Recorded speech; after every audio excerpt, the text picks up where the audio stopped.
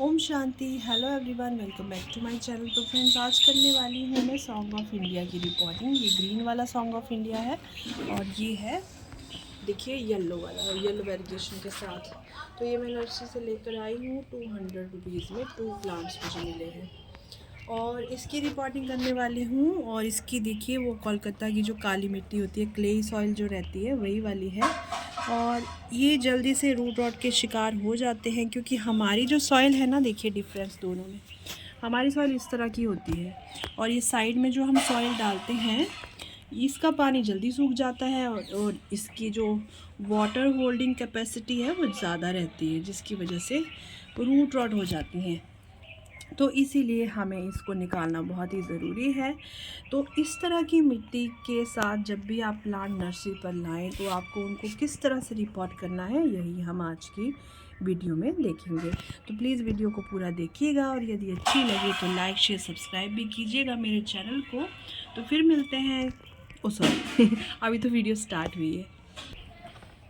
तो देखिए, ये मैंने बाल्टी एक ले ली है और ये गार्डनिंग की बाल्टी है। इसमें मैंने पहले ही प्लांट को लूज़ किया था, उसकी सॉइल को डालकर। तो इसीलिए आपको इसमें ये मिट्टी नज़र आ रही है।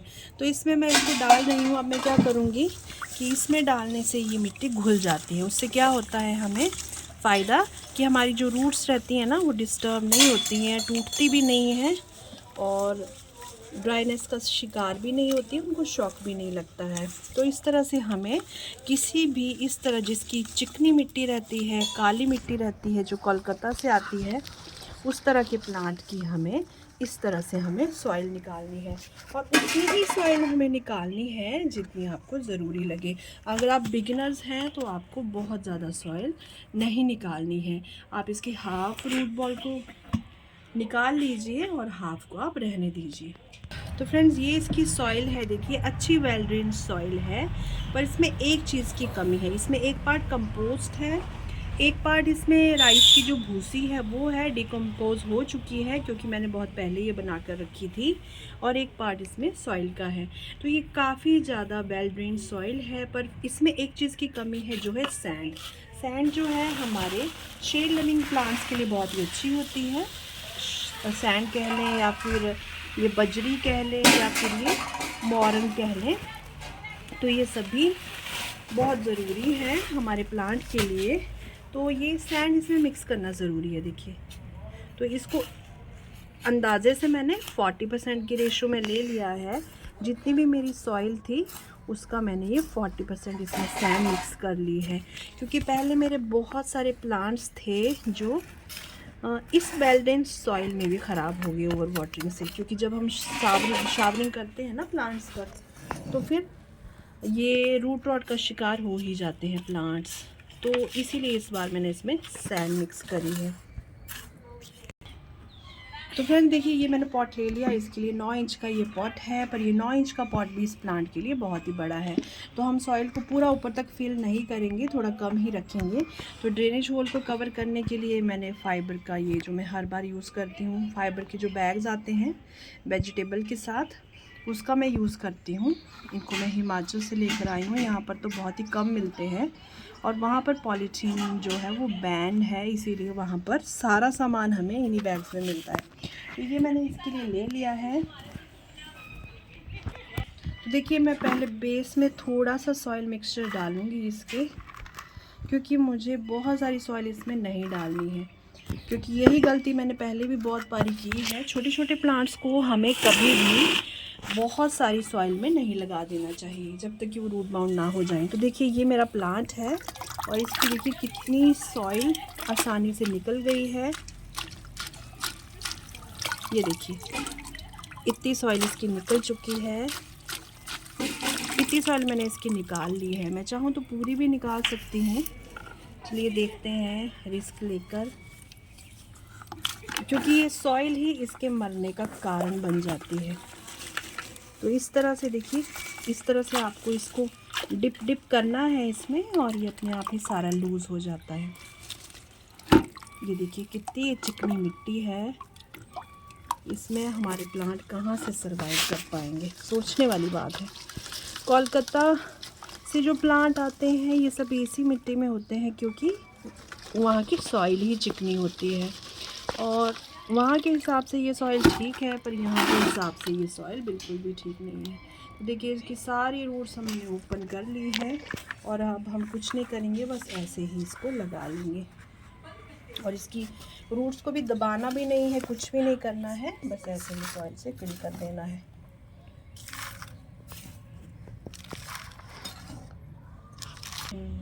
तो देखिए फ्रेंड्स, ये मैंने इतना फिल इसको कर लिया, और देखिए कितनी जगह मैंने छोड़ दी है। मैं नहीं चाहती कि ओवर वाटरिंग से मेरा प्लांट ख़राब हो जाए, इसलिए मैंने बहुत ही कम इसमें सॉइल डाली है, जितना ज़रूरी है इस छोटे से प्लांट के हिसाब से।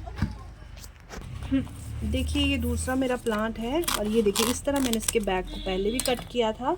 ये वाला मेरा प्लांट है, इसको मैंने ऐसे कट किया था। हमें इसको बिल्कुल भी खींचना नहीं होता है, मतलब इस बैग को बचाने की कोशिश कभी भी ना करें, ठीक है। प्लांट ज़्यादा ज़रूरी है इस बैग से। तो इस तरह से मैंने इसे कट कर लिया था, और देखिए इसको भी अब मैं इसी तरीके से ये पानी की बाल्टी में इसी में डाल दूँगी, और इसी तरह से मैं इसे निकाल लूँगी। देखिए फ्रेंड्स, पूरी रूट्स मैंने इसकी साफ़ कर ली है, ये देखिए, ठीक है। और अब मैं इसका दूसरा पॉट जो है इसको फिल करती हूँ। तो इसमें मैं डाल दूँगी ड्रेनेज होल के लिए छोटा सा फाइबर का क्लॉथ। ये देखिए इतना सा डाल लेंगे, ज़्यादा भी नहीं डालना है, क्योंकि कई बार ऐसा होता है कि जो हमने नीचे डाला होता है कवर करने के लिए वो बहुत ही गीला रहने लगता है। तो बहुत ज़्यादा भी नहीं डालना है, बस इतना डालना है कि जो ड्रेनेज होल है उसमें से सॉइल बाहर निकल कर ना आए। और ये देखिए बेस में डाल लेंगे थोड़ी सी सॉइल। इस बार मैं बिल्कुल भी रिस्क नहीं लूँगी, बहुत ही कम सॉइल में मैं इनको लगाऊंगी, और जब ये रूट बाउंड हो जाएंगे ना तो फिर इनको निकाल के फिर इसी पॉट में लगाऊंगी मैं और मिट्टी डालकर। तो ये देखिए फ्रेंड्स, ये बस इतना सा मैंने सॉइल इस पॉट में डाला है, और अब इसको रख लेंगे और कुछ भी नहीं करेंगे, ना कोई दबाना है रूट्स को, बस ऐसे फिल कर लेना है।